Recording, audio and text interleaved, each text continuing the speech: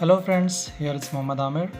आज हम careless, reckless और यूजिंग एक्सेसिव फोर्स के बारे में जानेंगे।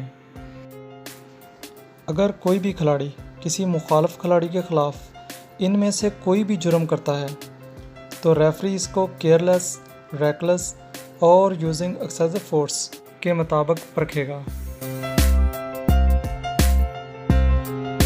केयरलेस का मतलब है जब प्लेयर अदम तवज्जो या गैर इरादी तौर पर गैर एहतियाती तौर पर चैलेंज करता है।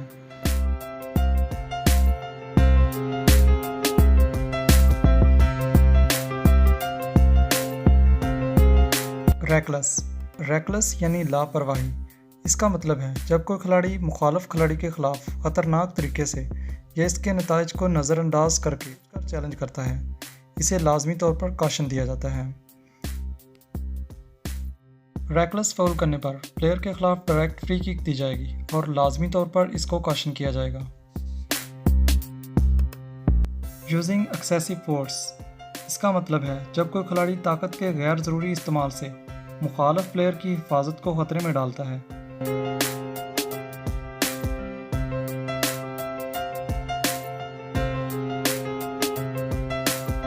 अगर कोई प्लेयर यूजिंग एक्सेसिव फोर्स का मुर्तकब पाया जाता है तो इसके खिलाफ डायरेक्ट फ्री किक दी जाती है और इसको रेड कार्ड दिया जाता है।